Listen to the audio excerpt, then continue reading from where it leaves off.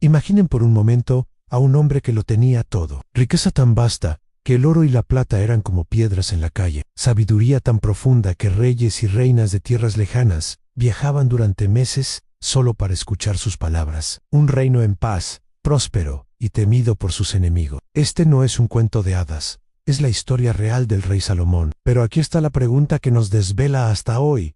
¿Cómo es posible que el hombre más sabio que jamás haya existido terminara tomando las decisiones más necias de su vida, que lo llevó de la cima de la gloria a una caída tan estrepitosa? Quédense conmigo, porque hoy vamos a desentrañar la fascinante y trágica historia del rey Salomón, y su historia es una advertencia que resuena con fuerza en nuestros tiempos. La historia comienza no con Salomón, sino con su padre, el famoso rey David. Un guerrero y poeta, había unificado a las tribus de Israel y conquistado Jerusalén. Pero su reinado no estuvo libre de conflictos, especialmente en su propia casa. Al final de su vida, la sucesión al trono era un campo de batalla. Adonías, otro de los hijos de David, intentó proclamarse rey, pero gracias a la intervención del profeta Natán y de Betsabé, la madre de Salomón, David declaró a Salomón como su sucesor legítimo. Imaginen la escena: un joven Salomón es ungido rey, asegurando el linaje y el futuro del reino. Su primera gran prueba había sido superada. Poco después de ascender al trono,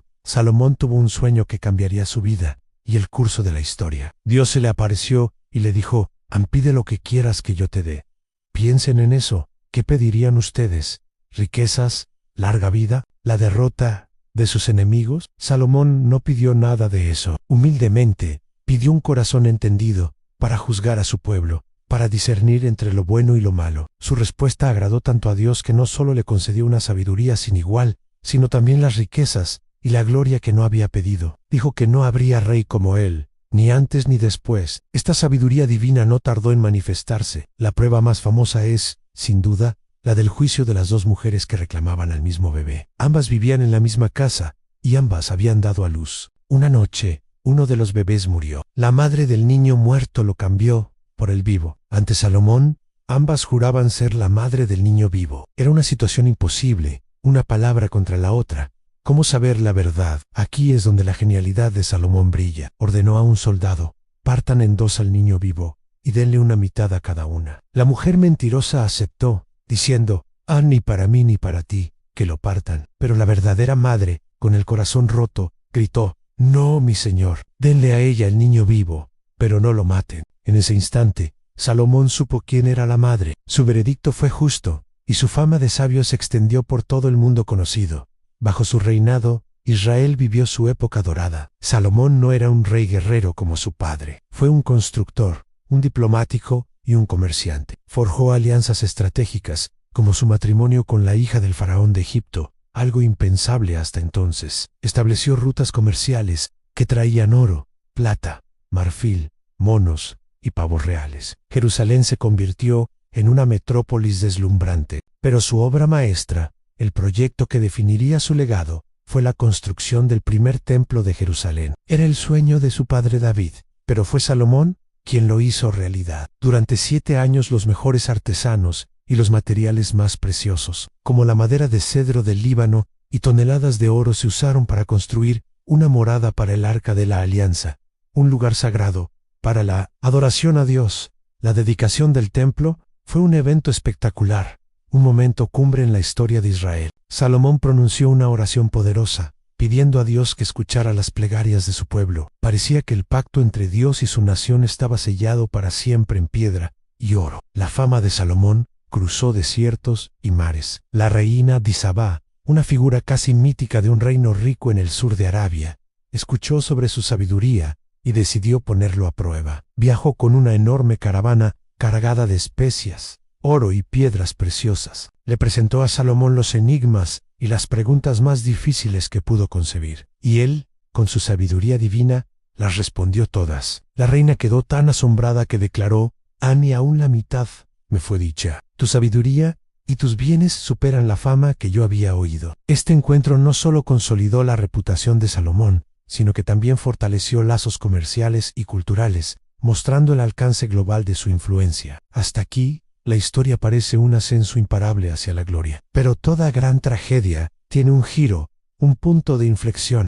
y para Salomón, la misma grandeza que lo elevó se convirtió en la semilla de su destrucción. La Biblia nos dice que Salomón amó a muchas mujeres extranjeras. Tuvo 700 esposas, princesas y 300 concubinas. Estos matrimonios, aunque muchos fueron alianzas políticas, trajeron consigo un peligro mortal para su fe. Sus esposas venían de naciones que adoraban a otros dioses Astarte, Milcom, Cuimos. Al principio, quizás solo toleraba sus prácticas para mantener la paz diplomática, pero con el tiempo, su corazón comenzó a desviarse. La advertencia divina había sido clara: no debían unirse a mujeres de otras naciones, porque ellas desviarían sus corazones tras sus dioses. Y eso fue exactamente lo que pasó. En su vejez, sus esposas inclinaron su corazón tras dioses ajenos. El mismo hombre que construyó el templo para el único Dios, ahora construía altares para los ídolos de sus esposas en las colinas que rodeaban Jerusalén. El hombre más sabio del mundo estaba cometiendo el acto más insensato. La consecuencia fue inevitable.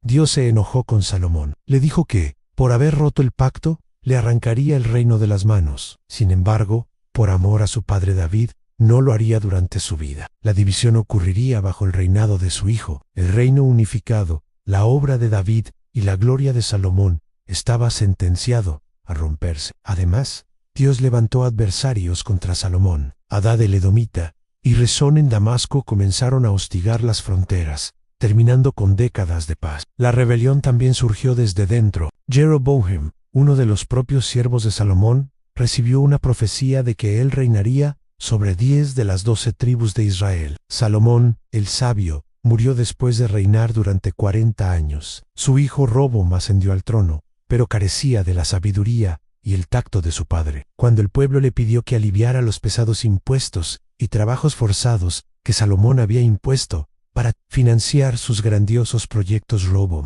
mal aconsejado por sus jóvenes amigos, respondió con arrogancia: mi padre los castigó con látigos, yo los castigaré con escorpiones. Esa fue la gota que colmó el vaso. Las 10 tribus del norte se rebelaron y proclamaron a Jeroboam como su rey. El glorioso reino unificado de Israel se dividió en dos: el reino de Israel en el norte y el reino de Judá en el sur. Una herida que nunca sanaría completamente. Entonces, ¿cuál es la lección de la vida de Salomón? Es una historia de advertencia sobre cómo incluso la mayor sabiduría y las bendiciones más grandes pueden corromperse.